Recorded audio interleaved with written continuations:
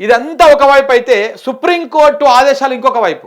ఇంకా చూడండి, 10 స్థానాల్లో ఉప ఎన్నికలు, సుప్రీం ఆదేశాలతోటి బై ఎలక్షన్స్ అనివార్యం, పార్టీ మారిన ఎమ్మెల్యేల్లో గుబులు, ప్రభుత్వంపై ఉన్న వ్యతిరేకత నేపథ్యంలో మళ్ళీ ఎన్నికలు వస్తే గెలుస్తామా లేదా అన్న టెన్షన్, నేను కొడితే మామూలుగా ఉండదు అంటూ కేసీఆర్ వ్యాఖ్యల సారాంశం ఏంటి? ఆసక్తికరంగా మారినటువంటి రాజకీయ పరిణామాలు.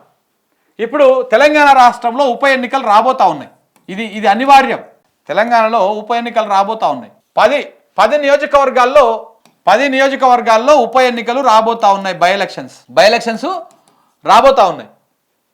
ఫస్ట్ నిన్న సుప్రీంకోర్టు ఏం మాట్లాడింది?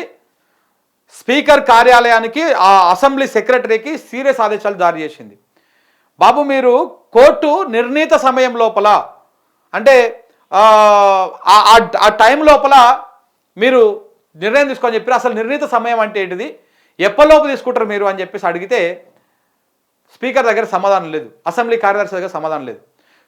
సుప్రీంకోర్టు సీరియస్ అయిపోయి, మీరు వారం లోపల ఎప్పటిలోపు మీరు సమాధానం చేసుకుంటారో, ఆ ఎప్పటిలోపు మీరు వాళ్ళ మీద చర్యలు తీసుకుంటారో, పార్టీ మారినటువంటి 10 మంది ఎమ్మెల్యేల మీద మీరు వారం లోపు మాకు సమాధానం చెప్పాలి అని చెప్పేసి ఆదేశాలు జారీ చేసింది. ఫిబ్రవరి 10 తారీఖుకు వాయిదా వేసింది కేసుని, ఫెబ్ 10కి. సో ఫెబ్ 10 నాడు మళ్ళీ సుప్రీంకోర్టులో ఈ విచారణ రానున్నది. ఆలోపు స్పీకర్ కార్యాలయము, అసెంబ్లీ సెక్రటరీ ఒక మాట చెప్పాల్సి ఉంటుంది సుప్రీంకోర్టుకి. మేము పలానా డేట్ లోపల ఈ 10 మంది ఎమ్మెల్యేలు ఎవరైతే పార్టీ మారిరో వాళ్ళ మీద మేము చర్యలు తీసుకుంటాము అని. అది నెలనా, 2 నెలల, 3 నెలల, 6 నెలల, సంవత్సరమా, 2 సంవత్సరాల ఏంటి అనేది చెప్పాల్సి ఉంది అది. సో ఏదైనా ఏ డేట్ చెప్పినా, ఒకవేళ 3 నెలలకు మించి వీళ్ళు 6 నెలలు, సంవత్సరం అని చెప్పిరు అనుకో, 100% సుప్రీంకోర్టు దాన్ని తిరస్కరిస్తుంది. ఎందుకంటే ఇదే సుప్రీంకోర్టు గతంలో 3 నెలల సమయం లోపల మీరు ఆ ఎమ్మెల్యేల మీద చర్యలు తీసుకోవాలని ఆదేశాలు జారీ చేసిన ఆర్డర్స్ ఉన్నాయి.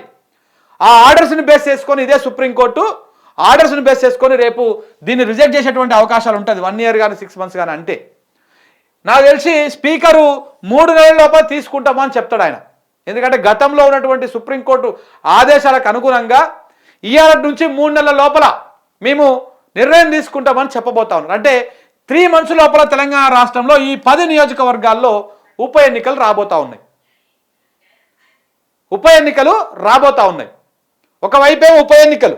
అందుకే కేసీఆర్ మాట్లాడుతూ మొన్న జహీరాబాదు కార్యకర్తలు పోయిన సందర్భంగా వాళ్ళతో మాట్లాడుతూ, కేసీఆర్ కొడితే మామూలు కొట్టడు, గట్టిగానే కొడతాడు, చిన్నగా ఉండదు ఆయన పోరాటం అని చెప్పిండు. మళ్ళా మనం కొట్లాడాల్సిన సమయం వచ్చింది అన్నాడు. సో మళ్ళా 10 నియోజకవర్గాల్లో ఉప ఎన్నికలు రాబోతా ఉన్నాయి. 10 నియోజకవర్గాల్లో మళ్ళా ఎన్నికలు వస్తే మళ్ళా కూడా ఒక రాజకీయ వేడి ఉండబోతా ఉంది తెలంగాణ రాష్ట్రంలో. ఇక్కడనేమో 10, ఓవైపు ఏమో 16 మంది ఎమ్మెల్యేలు తిరుగుబాటు చేస్తూ ఉన్నారు, ఈడనేమో 10 ఉన్నాయి. ఈ పార్టీ మారినటువంటి గుంటనక్కలు ఏవైతే ఉన్నాయో 10 మంది ఎమ్మెల్యేలు, ఆ 10 మంది ఎమ్మెల్యేల పదవులు పోతాయి. మళ్ళీ వాళ్ళు గెలుస్తారా గెలవరా అనేది ఇక దేవుడు ఎరుగు. ఇక తెలంగాణ ప్రజల విజ్ఞత వదిలేయాలి, తెలంగాణ ప్రజల నమ్మకానికి వదిలేయాలి. ఇక వాళ్ళు మరి ప్రభుత్వం మీద ఇంత ఇది వస్తా ఉన్నా మళ్ళీ కాంగ్రెస్ పార్టీకి వేస్తారా, లేకపోతే మళ్ళీ బీఆర్ఎస్ పార్టీకి వేస్తారా, లేకపోతే బీజేపీకి వేస్తారా, తెలంగాణ రాష్ట్రానికి గుండుసున్నా ఇచ్చినటువంటి బీజేపీకి వేస్తారా, ఎవరు అనేది చూడాల్సినటువంటి అవసరం ఉన్నది. ఈ 10 నియోజకవర్గాల్లో ఇది ఉన్నది. ఈ 16 మంది ఎమ్మెల్యేలు తిరుగుబాటు చేస్తారు. మొత్తం ఎంత అవుతా ఉంది? ఈ 26 ఎమ్మెల్యేలు అటు ఇటు అవుతుంది కథ. ఈడ కాంగ్రెస్ పార్టీకి ఉన్నది ఎంత? 65, వీళ్ళు గెలిచినాయి 10, 60 వచ్చినాయి. మొత్తం 75 మంది ఉన్నారు. 75 మందిలో 25 పోతే వాళ్ళకు 49 మంది మాత్రమే ఉంటారు ఇంకా. సో కాబట్టి అవుతుంది కథ.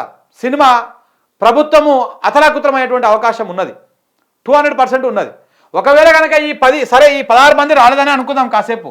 ఈ 10 నియోజకవర్గాల్లో కాంగ్రెస్ పార్టీకి ఈ 10 నియోజకవర్గాల్లో ఒక్క సీటు కూడా గెలవకపోయినా 5కు లోపల ఎన్ని గెలిచినా అది ప్రభుత్వం మీద వ్యతిరేకత అన్నట్టే. సో కాబట్టి ఎవరు కూడా మళ్ళీ ఇంకొక ఎమ్మెల్యే పార్టీ మారుతందుకు సాహసం చేయడు. అట్ ద సేమ్ టైం లోపల ఉన్నటువంటి తిరుగుబాటు చేస్తున్నటువంటి ఎమ్మెల్యేల సంఖ్య పెరిగేటువంటి అవకాశం ఉంటుంది. ఆ 16 మంది 26 మంది కావచ్చు, 20 మంది కావచ్చు, ఎంతమంది అయినా కావచ్చు, రేవంత్ రెడ్డిని దింపితే తప్ప ఈ ప్రభుత్వం కొనసాగదనేటువంటి ఆ చర్చ వస్తుంది, రకరకాల పరిణామాలకు దారితీస్తుంది. సో కాబట్టి 200% తెలంగాణ రాష్ట్రంలో ఉప ఎన్నికలు వచ్చేటువంటి అవకాశాలు కనపడతా ఉన్నాయి. అలాగనే ఈ తిరుగుబాటు చేస్తున్నటువంటి ఎమ్మెల్యేల సంఖ్య కూడా పెరిగేటువంటి అవకాశము స్పష్టంగా కనబడతా ఉంది.